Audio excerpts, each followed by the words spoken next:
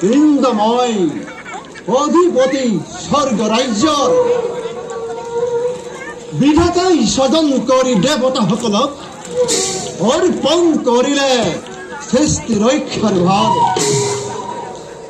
অমৃত প্ৰাণ কৰি অমৰত্ব ৰহিল যদিও ৰখিব পৰা নাই আমি দেৱতাৰ গৌৰৱ কতবাৰ দৈত্য দানৱৰ হাতত পরাজয় স্বীকার করি ওকে লাঞ্ছনা ভঙ্গিছো আমি দেবতা সমাজ এই নাকি দেবতার জীবন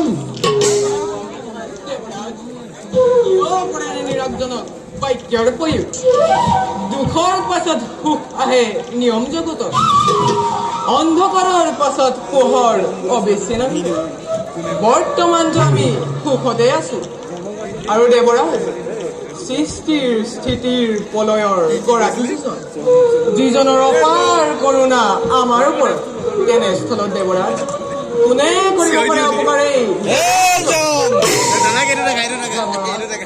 আপুনি চিন্তা নকৰিব আহে যদি আহক শত্ৰু স্বৰ্গৰ অভিমুখে অচিৰে বিনাশ কৰি পঠাম সিহঁতক জমা নকৰে দেৱৰাজ যমদেৱে উচিত কথাই কৰিছে প্ৰকাশ দুৰ্যোধন নন্দন মই কাৰ্তিক দেৱ সেনাপতি যেতিয়াই হ'ব প্ৰয়োজন প্ৰলয়ৰ প্ৰবল ধুমুহাৰে মই যোগ্যতাৰ দিম পৰিচয় গতিকে দেৱৰাজ তেনে ভাৱ জানিব মনত কাৰ্তিক দেৱৰাজ জানো মই তোমাৰ বীৰত্ব কিন্তু কত দৈত্য দানবে রুদ্র মূর্তি ধরি পরা দিলে আমাক কতবার আত্মগোপন করে আমি দেবতা সমাজ ছড়ি ছিল অনাই বনাই ভিক্ষারি বেক্ষারে অপদার্থ গুরু আমি দেবতা সমাজ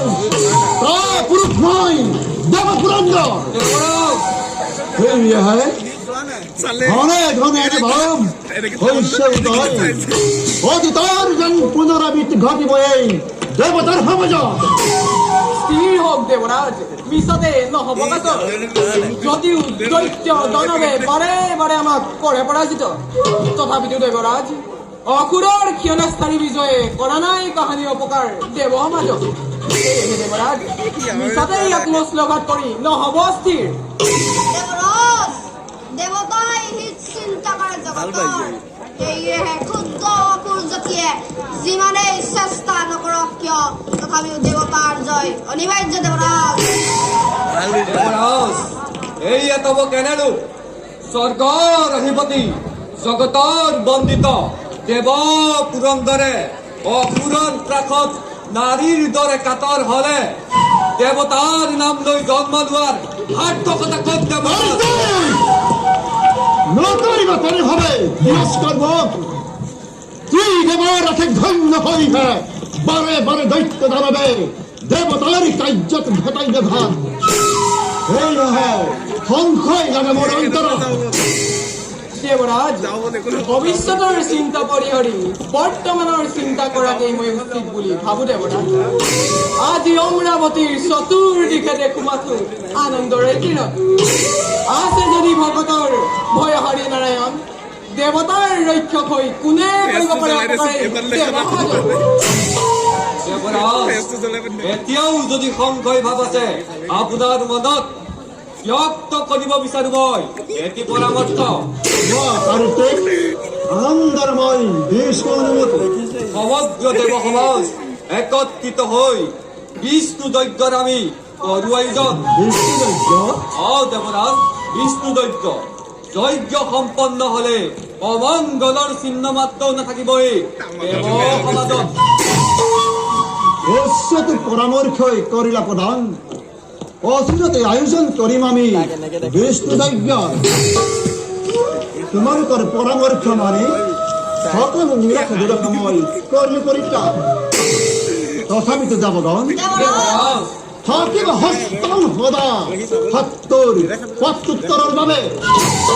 দেৱৰাজ সদা হস্ত আমি শত্ৰুৰ নাশৰ বাবে ৰুদ্ৰৰূপ ধৰি শত্ৰু নাশ কৰিম অমৰাৱতীপুৰ দিলো প্ৰতিশ্ৰুতি।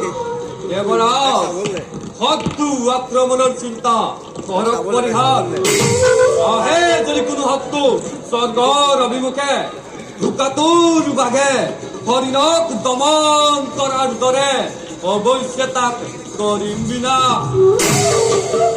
দেৱগণ বখানো তোমালোকৰ অতুল বীৰত্ব সদয় বীৰ কাৰ্তিক যাৰ সেনাপতি বৰুণ পৱন আদি মহাবীৰগণ হয় যাৰ সহস্ৰ সেই দেৱৰাজ ইন্দ্ৰ কিয় হব সিমান দুৰ্বল?